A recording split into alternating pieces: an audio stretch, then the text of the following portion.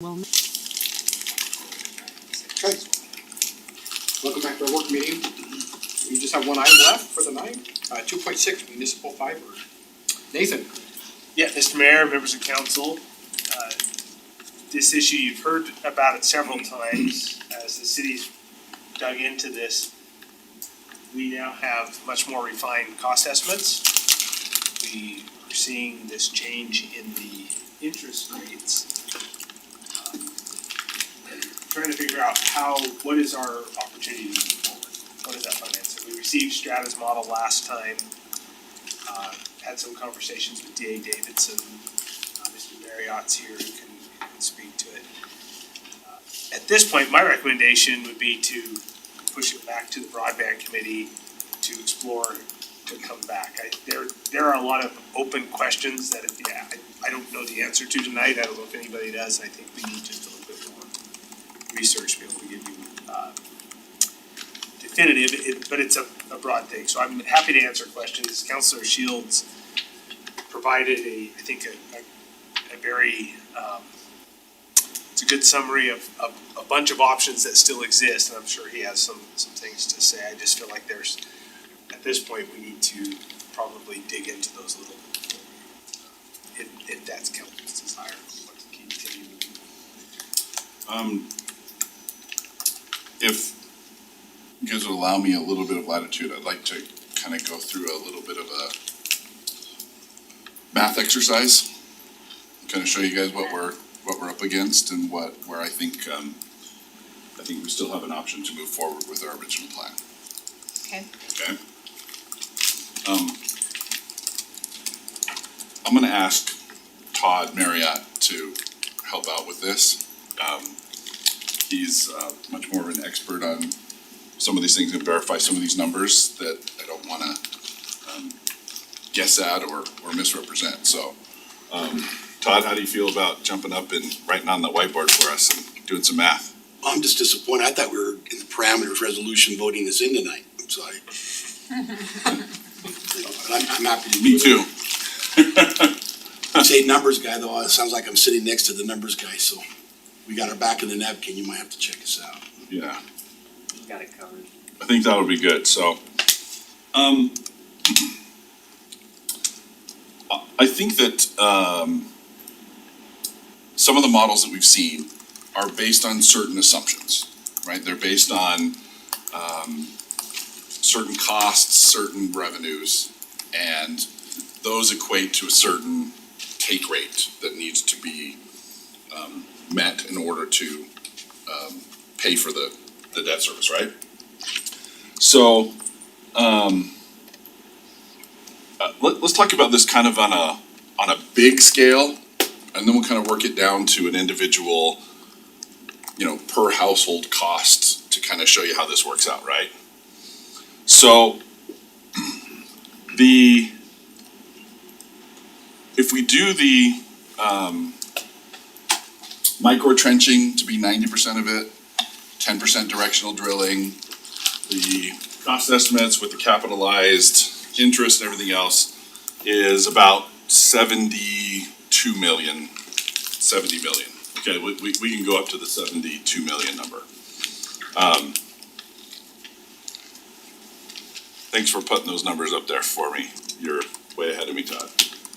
I'll be at first.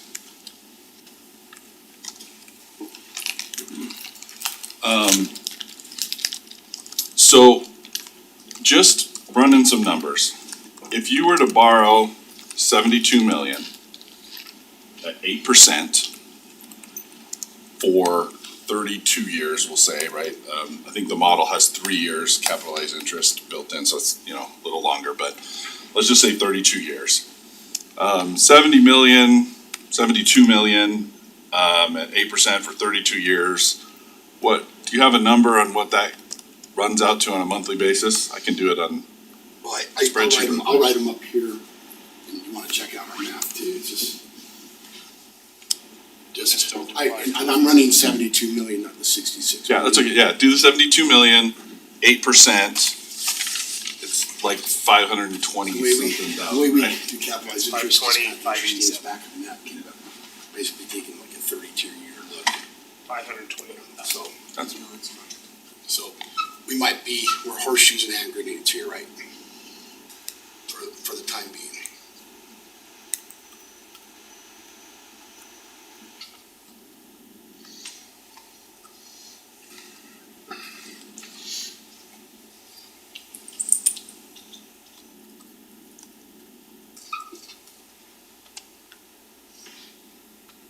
Dang, I gotta go faster, huh?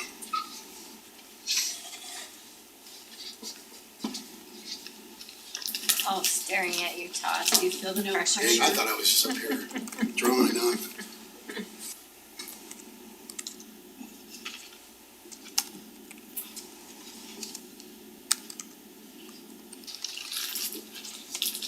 Get the spell right here.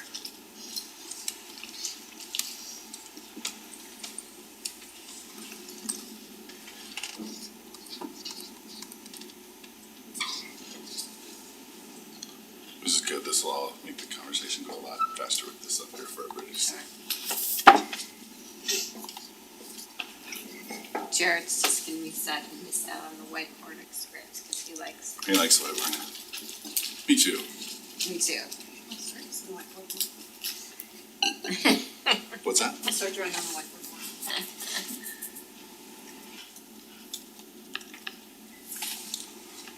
Okay, I'm gonna skip ahead, but I'm just gonna put these in green. Sorry, I didn't leave enough room, so.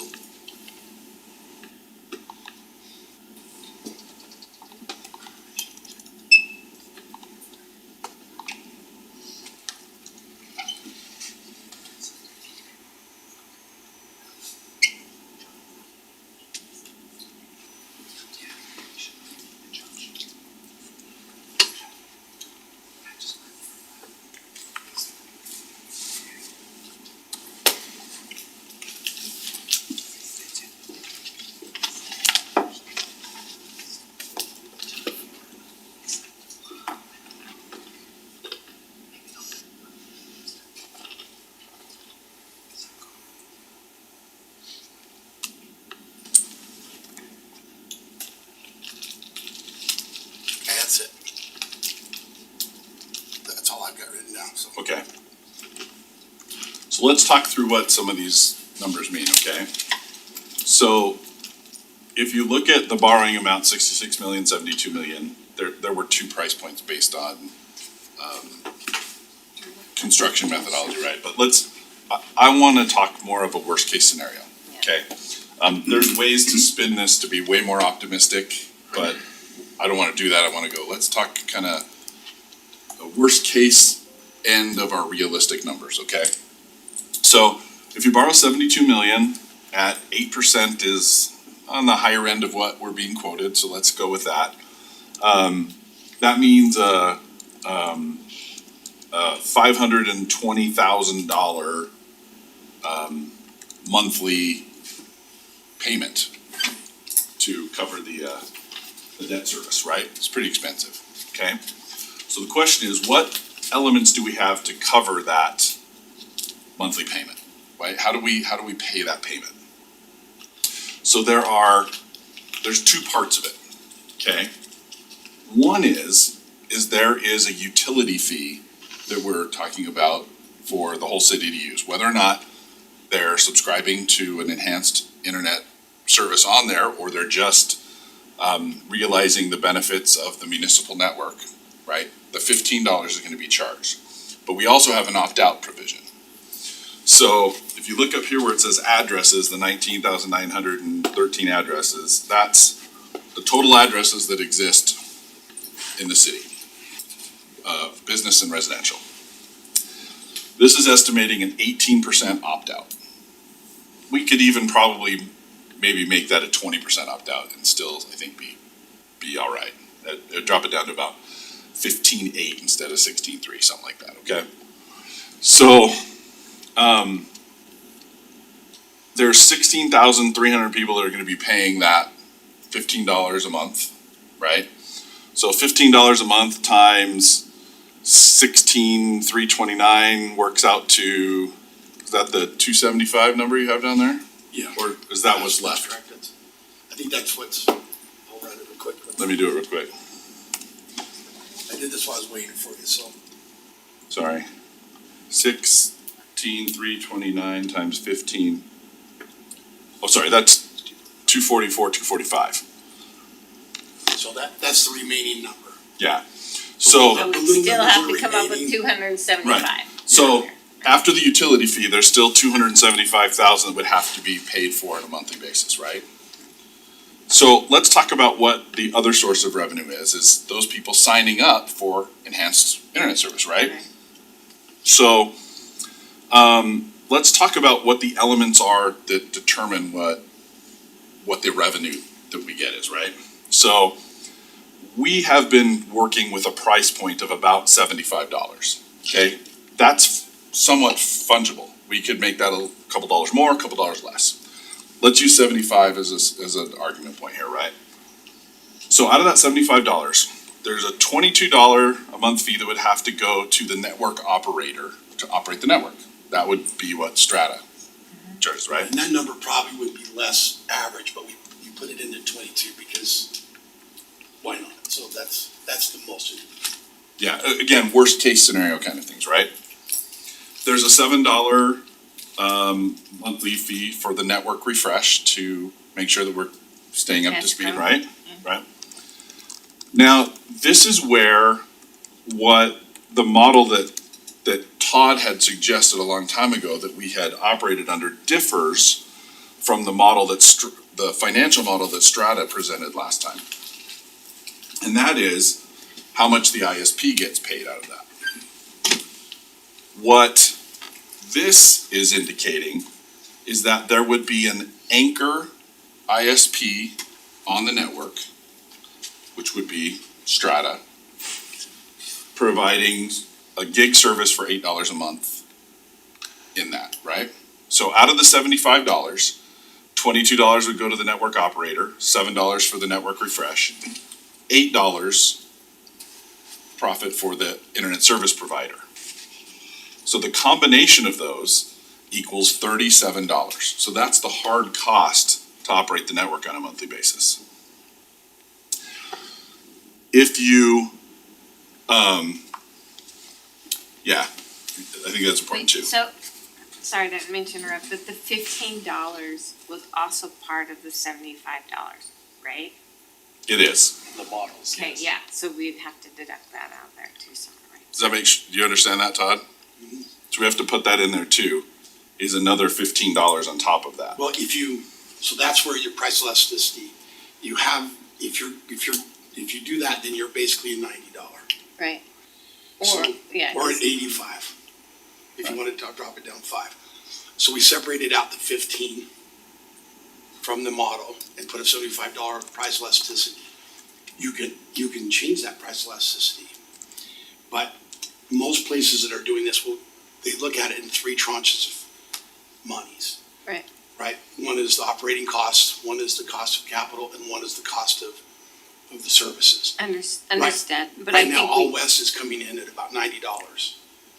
And so for a gig, if your total in is 90, your total price elasticity is still very competitive at a total, at a pure gig.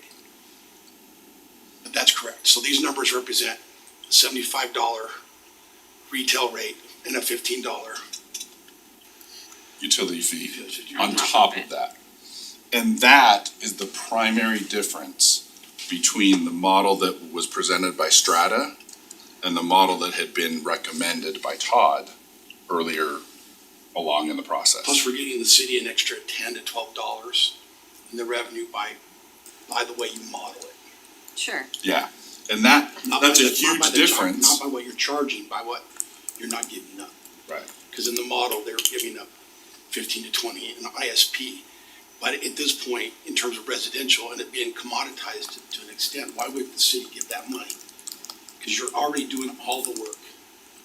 Strata's basically coming in, or whomever, at a $67 rate, and they'll make money on the $8 part. Now, Xmission won't come in at 8, they'll come in at 15. So somebody wanting them will have to pay another $7. But that's okay, because they'll be happy to do it. Because there are ex-missionites out there, and they'll want to do that. And there'll be others that'll come in and say, we'll do it for $5. not the $8 difference. Right. But So- I was just there this last week, and my in-laws, they're excited because they have a $6 internet fee. But in reality, they're paying all these other things too. But they see it, their fee as being $6. So, depending on how you present it, but. Yeah, we could charge it's an $8 internet fee. Right. And then it's all the other fees that you have to pay for other stuff, right? You can package this a lot of different ways, but fundamentally, this is the number that makes or breaks the model, and it changes things dramatically. And that is, do we have, if you add the, operations, the refresh and ISP is $37, you subtract that from a $75 price point, you get $38 left over. At $38 a month, you need a much smaller take rate, right? 44% basically, okay? But in order to get to that, the total cost, including the utility fee, is $90 a month, right? If you, and $90 for gig service is pretty competitive. That's what the new company coming in is gonna be charging for gig service. I think they're 70. Yeah. They're 70. They're not, that's not what's on their website. I think If I type in my address, it'll pull up 70. That's what Robbie Curry was telling me. That's just. They're gonna my loss example. they're gonna loss leader it when they come in anyway. Sure, no different 'Cause than their I heard numbers- Xfinity, somebody $25 a month for a Right. 2-year contract, right? Was that Right. Xfinity or something? those are just month to month though. Right, but like they were advertising that $25, what was the, I think they were even more than a gig, like 5 or something, right? Something crazy. So there's ways to say you could provide, instead of it being gig service, we could make it 2 gig service, right? There's ways to justify a higher price point. It doesn't have to be 90, it could be 85, it changes the number, right? That kind of thing. The price elasticity in the market right now, when you're talking the difference between, say, a 75 to 90, the price perceptions come generally down to what's the best quality. And you would be delivering the best quality. You would be a non-aggregated, pure 2 gig, 1 gig. Yeah, it's a whatever. brand name thing, right? Are you gonna pay, you'd pay $50 for Nikes, but maybe you'd pay $45 for Payless or something, right? You're willing to pay a little bit more for a different price, so. The green numbers on the side are what the take rates are at the different interest rates or cost of funds, right? So you can see as the interest rate goes down, the take rate goes down dramatically. So how does that drop from last time when we were seeing the 100? Because those interest rates haven't changed. Is it just because our So- prices so going up? the difference Our is- prices model- going up? The This difference is the model that is Strata is like- using is they're taking the $15 out of the $38. So that, Meaning there's only $23. So $23 divided, so we're just going to higher price point. Plus, they're also taking a lot more money. Keep in mind, it's not Strata doing it. no, it's just the model. We It's- gave them the directive. They're just doing, Strata just did what we asked. So it's not a Strata model. Right. Basically what Herriman kind of requested from them. I'm suggesting, I've done this for a long time. The models that people are using, and I'm not being boastful, but they're all my models. I built these models, from Utopia models to the Ammon models, to Longmont models, to the ones in North Carolina. These are my models. And I'm suggesting that this open access model, given the constraints, if your price elasticity works here, that you're feasible and sustainable at your current rates. Now, it would have been better 3 years ago when we talked about this, 2 years ago when we talked about this, Yeah, and the rates were, it to be down sub 2 like Yeah. Lehigh. yeah, Then we would have needed, 17% take rates and Right. it's But done, right? you saw the Dow Jones today spike and it's the because the rates, interest rate and the interest rates went down. went down, So and they're if you can supposed make to it go down. work, if you can make it work, we're at your upper edge with these constraints. This model is very sustainable, it's very deployable. And if you do it at at these constraints, but then once the rates go down, you could possibly do a taxpayer's back bond because you would have net revenues immediately. Does that make sense? I'm not saying you'd wanna do that. But Yeah, so in 4 years, when the network's completely built out, right? It might be sooner than that. Let's just say it's 48 months, right?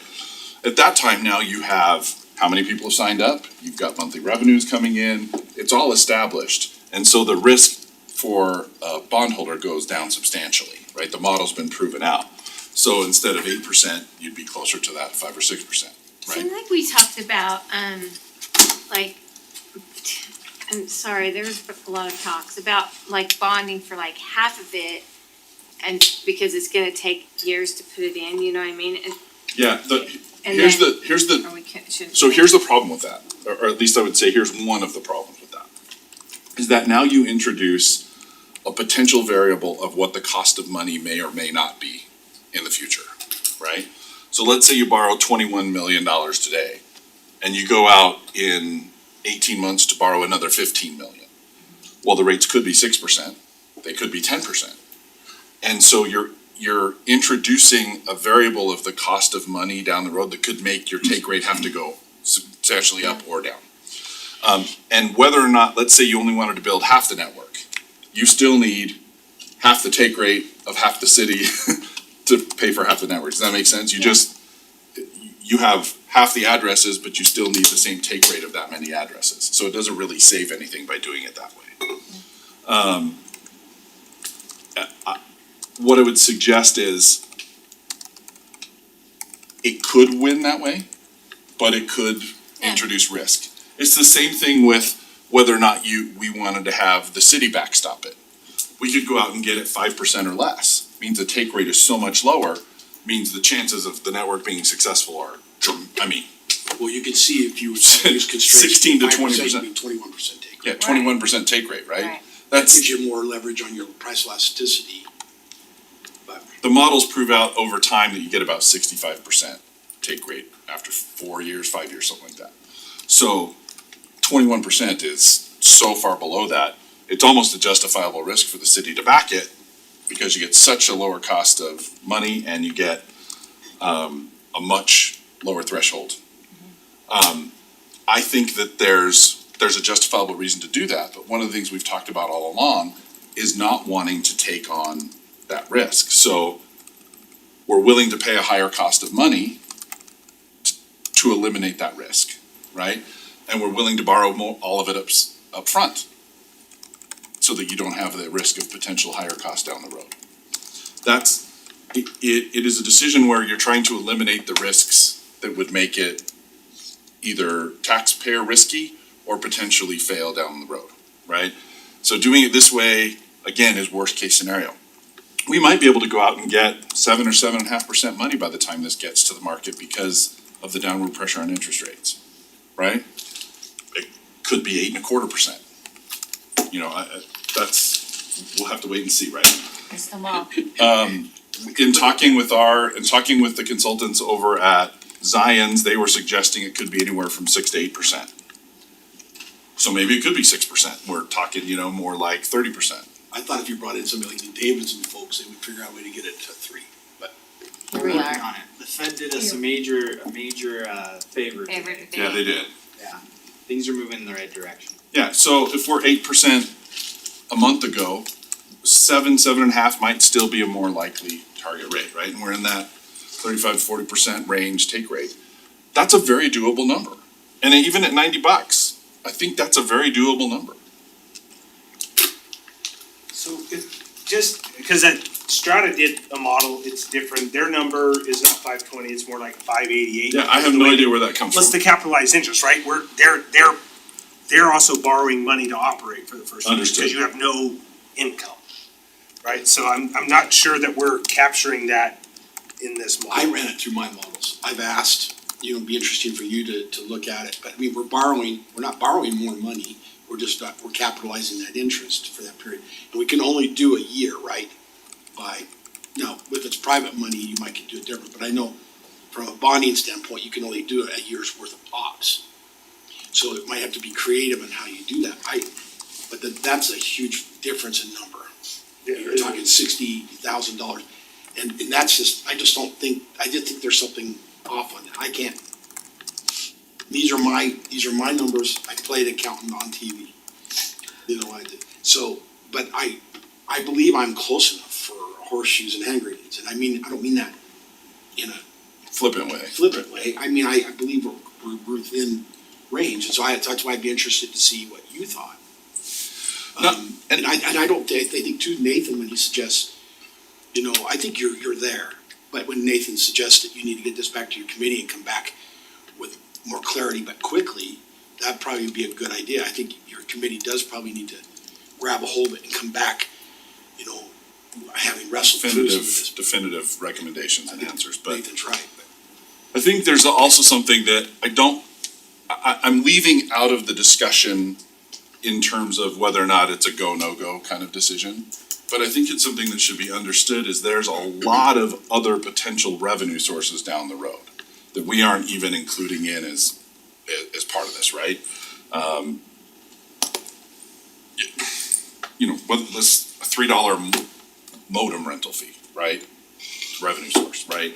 There are lots and lots and lots of things that could change this model up or down a few dollars one way or the other. But again, $2 or $3 or $4 lowers the take rate several percent. and I'm sure Strata would be happy to have me say this, but, because these are low-hanging fruit. But when you talk about fees like the UEN fees, one of the things I did as I was leaving Utopia, I arranged it so that they could compete for those UEN fees. The city of Herriman itself could be a service provider to UEN, to With the 18 schools to that all we those have kinds inside of things. our city boundaries. Because you're quasi-governmental to the quasi-government governmental. So those fees are massive fees. Those are lots of revenues, in other words, that the city could compete for and go get. Because you wouldn't have middlemen on there. You could be very, very good at getting those Anchor and UEN and if you were smart about how you build your network, there's lots of special access points that you could develop for future technology and existing for wireless, 5G, which is kind of passe now, but 10G, all those kinds of things. Those are massive fees. And we're not even in our wildest imagination, we're not even incorporating those fees into the sustainability aspect of your modeling. When you look at this is completely almost antiquated in terms of how we're approaching it. This is like worst case scenario. If we were really gonna run a sophisticated model, we'd ask that smarter guy over the corner and we'd give him a lot more parameters and say, here's better projections based upon UENs, based upon, here's what we think we can hit. Where do we really think we could get? And that would give us a better case scenario. Right. And it doesn't take into consideration, for example, a certain percentage of subscribers are willing to pay a premium price for extra speed, right? They may wanna pay $125 a month for 5 gig, right? Or a business might wanna pay $200 a month for 10 gig, right? I mean, those are premium prices that aren't being included in this model, right? There are, we're not including any different cost for any of the businesses. There's not a ton of businesses, there's only 175 businesses that would be hooked up, but they're gonna pay a different fee. We're not parsing that out as a different fee, right? So these are really kind of back in a napkin, worst case kind of numbers.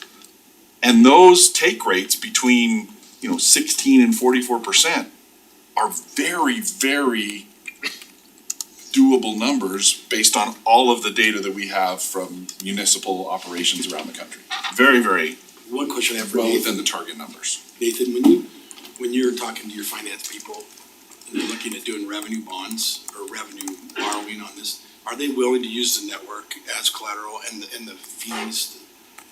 I think that's part of the conversation we've been having with DA Davidson, how do you do this? And I included their slide deck as an attachment. I don't wanna speak for them, but this is not normal bonding, right? By not having some sort of tax backing, it is a different kind of bond. Sure. So think higher that- risk, higher interest rate. Yeah. These investments, high risk, high return, it's crazy. again, I think there's, I can make the argument that having the city back it makes the take rate and makes the cost of funds go way down and the take rate so low that it actually makes the network far more likely to be successful. And with a 20% take rate or even a 25% take rate, all of the information we have suggests that the opt-in rates for use are gonna be way higher than that. I think too, well, Steve, you could look at, I mean, you guys have got the right partner in Strata. I mean, you look at what they're doing in Lehigh and what they're gonna be doing, they're able to kind of now show you their track record in places like that and how they're rolling out. I think that Some of their neighborhoods are way above those numbers. I think that my worry with Strata is that we're taking so long and how we're going about this and looking at it, and we need to. I'm just saying that they're gonna look at the market and worry about some of the risk, you know, because they're gonna have to, for them to get ready, they're gonna have to put themselves out quite a bit. So, you know, that's again why I think Nathan's suggestion of getting a committee coming back and having them part of being in there so that we can hear their concerns about how you might deploy would be helpful. I don't think that has to be a long process, but I think that was pretty helpful to get you two guiding that up and doing that, because I believe you're sustainable at your rates. I've taken longer than I should have looking through, because Strata was really good at going through the numbers with me, looking at their stuff. Nathan allowed me to kind of contact them and go directly and work with some of their stuff. But I just believe that if we look at it this way, this is doable. And so, you know, now you need to get a plan based upon this that we don't have right now, but we could have quickly. And I think there's also political timing issues that have to be taken into account. Yeah. Should I say that in a different way? No, there's, Charlatans at the gate. Can I not say that, please? You can say that. Am I not woke? there are certain things that we would need to be, it would likely need to take some action before some others might take some actions. Keep in mind that in That's 2000, generic as I can 2000, 2001, there were three major groups going out, or four groups going out to build fiber optic networks. American FARC was there, and they were doing a hybrid thing. They got sold upstream. Utopia and IPROBO. But there was a fourth, and that was Spanish FARC. And Spanish FARC got ahead of the legislation and were able to provide an end-to-end retail. You should look at their numbers of their systems. They are printing money with that system. They're at 75, 85% take rates. Their success and the customer service, how people love it. They love it, love it, love it. And that was a difference of about 3 months. That was a city that had already committed to go forward and got grandfathered. And that was the difference between Utopia and that was ultimately the reason. But IPROBO and Utopia, had they had that same ability, would have overcome some of their potential issues. Well, And when you see Stop Utopia, you've seen those videos, those track back to Utah Taxpayer Association. And if they're watching this, I challenge you to prove me wrong. Yeah, there's definitely a lot of, there's. I would just say if they had to operate under the same Open Public Meeting Act and transparency that we as a city have to act under, people would be very surprised. And I'd also challenge again, those interests to be transparent about who their clients are. They're Comcast, they're Central. And that's why there's that pressure, because your cities and like Lehigh, Herriman, others are putting pressure because you figured it out. yeah, I don't disagree with that. So the suggestion is obviously, do you have any questions about the numbers there? So I don't disagree with that suggestion. I'm good to meet up with some more meetings if you want. Just, it is almost Christmas and my craft room is exploding right now, but hey, we can do a meeting. If maybe we can meet next week. That would Do you work. know when Christmas is? Just kidding. Yeah, I can figure it out. Cause I do think we need to think about the elasticity of this demand, cause this gets you more, but not if your competitors are below you. Again. Which you could play with price elasticity then, Nathan, and do that, but then project out to interest rates. So you might say, okay, well, you're gonna need a 48 or 49 or 50% take rate, which we're thinking is on the high threshold, but the price elasticity is better. But we believe that we're gonna get to a better number, which will allow us to dip down. So you don't have to look at it statically, right? Correct, Right. cause I think All West, maybe they've changed it, it's now anywhere from 70, for 1 gig is $70. CenturyLink, $70 on all their fiber auctions, so just something we need to think about. Verizon's 49. What was Xfinity? I swear it was $25. What did I hear today? No, that's, Oh, that's those- all these- wireless, the, like, I signed up for 25. And these ones are fiber, these are all fiber, those ones are coax, they're kind of a little different, so it's just something I think we need to vet before we. Yeah, because Right. don't wanna not meet See, our take rate. and it's an important point, right? If 1 gig at $70 is where we're seeing a lot of things priced, why don't we offer 2 gig, Well, you might suggest, 2.5 gig, and this or can sound, 5 gig or something? but you might suggest if you have an opt-in fee, that anybody using All West and Herriman's paying 15 plus 7. Well, Right. yeah, I have a lot of questions, but we can just Yeah, have them out in the let's go to the committee committee, yeah. and then bring them back, you know. Okay. But I guess, I just say, despite the initial email that I sent out that talked about some of the options that we may or may not have, I truly believe that this model can work. We just have to make some decisions about, maybe it's not $90, maybe it's 88, maybe it's 86. No, I know You know, exactly, The $8 for the ISP, maybe Strata would take 7. You know? Yeah. There's, you know, maybe you do a $5 refresh for the first couple years, and then you put it up to $7, so there's an extra $2 there, right? There's lots of different things to tweak this model. We don't care about this, this number goes away, cause we're agnostic about who provides the service. It's really the numbers outside of it that we have to worry about. Whatever the providers are willing to provide, if they'll do it at 8, they'll do it at 5, it doesn't really, we don't control that, alls we have to think about is this. So in a lot of my stuff, I just eliminate that, I don't really care. Well, except for you wanna make sure it's available, so that you have that option in the market. Well, yeah, somebody's gonna have to provide it, but they're going to charge what they charge. We are not going to direct them as a city, we just need to be, Right. the way we're talking about What we're doing trying to this, determine we is need what to the be wholesale agnostic. rate is. What we're saying is the Correct. wholesale rate is $67. Or $68, whatever, 67. Then any ISP has to determine what they're gonna charge above that $67. So if Strata would provide service on the network at $8, it's $75. If Plus they you wanna can- do it $15, then it's, you know, And I know this goes to $82. the committee, that you can come back, but just as an idea too, a lot of your refresh fee really could be allocated into a rental fee because you're gonna be providing O&Ts and everything. So you could be building that in as, you've got a $65 fee plus $450 for your O&T rental. And that's how most telecoms do it.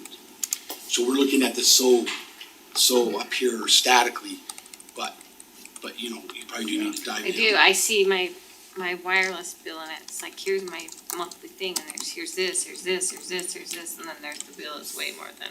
Yeah, it's only $25 a month per line, Yeah, but you have 4 lines and your bill's $300. You're like, Yeah. how did I get to that? Well, exactly. it's all the other fees, yeah. Well, your guys are being kind because you're telling everybody, hey, we're just gonna take care of everything, but you might say, hey, look, so you're ready, refreshed every 4 or 5 years, this is what this fee goes towards, it's replacing your equipment. Right.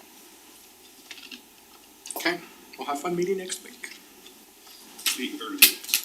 Yeah, and I Like 7. I think we can come back with a 6, recommendation, we'll do, you can talk about price point, we can talk about some of the flexibility we have, but I would say that there's enough in there based on interest rates, based on price points, based on how the fees are are utilized and when they're utilized based on all kinds of things. I think this is a very sustainable model. I think it's a very achievable number for us, and I think as a network, we've gotta take some steps to move it forward because our window of opportunity to make this decision is closing.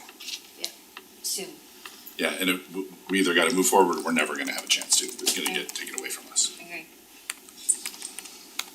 Okay? Thank you, Todd, thank you, Frank, for being here. Appreciate you guys' help. No close then, right? We decided no close tonight then? Okay, 9:00, we did it. Look for a motion to adjourn. So moved, woo-hoo. Second, All in favor? aye. Let's go home.